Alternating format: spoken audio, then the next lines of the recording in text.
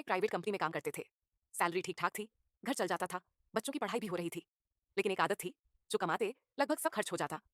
दोस्त कहते, "अरे यार, ज़िंदगी एक ही बार मिलती है, बचत बाद में कर लेंगे।" विनोद भी हँसकर बात टाल देते। एक दिन ऑफिस में उनके सीनियर मिश्रा जी की रिटायरमेंट पार्टी थी।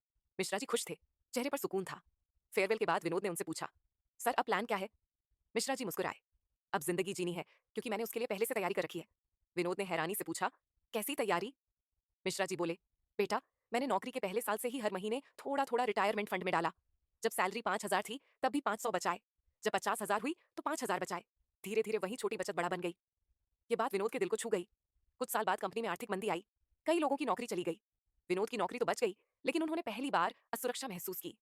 उसी दिन उन्होंने फैसला किया, अब हर महीने पहले बचत फिर खर्च। उन्होंने एक रिटायरमेंट फंड शुरू किया, छोटी छोटी एसआईपी, थोड़ी सी पीपीएफ में रकम और साल में मिलने वाला बोनस सीधे निवेश में। शुरू में थोड़ा मुश्किल लगा, लेकिन धीरे धीरे आदत बन गई। 20 साल बाद विनोद की भी रिटायरमेंट का दिन आ गया। इस बार वो घबराए नहीं थे। उनके पास एक मजबूत रिटायरमेंट फंड था, घर का लोन चुक चुका था, बच्चों की पढ़ाई पूरी हो चुकी थी। अब वो सुबह की चाय बिना चिंता के पीते थे, कभी पत्नी के साथ घूमने निकल जाते, कभी पुराने दोस्तों से मिलने। उन्हें हर महीने अपने फंड से नियमित आय मिलती थी, बिना किसी पर बोझ बने। एक दिन उनके बेटे ने पूछा, "पापा, आपने इतना अच्छा प्लान कैसे किया?" विनोद मुस्कुराए और बोले, "बेटा, रिटायरमेंट अचानक नहीं आता, वो धीरे धीरे हर महीने की बचत से बनता है। और सच यही है, रिटायरमेंट फंड कोई अमीर बनने का जरिया नहीं, बल्कि बुढ़ापे में सम्मान और सुकून से जीने का आधार है। आज की छोटी बचत कल की बड़ी राहत बन सकती है।"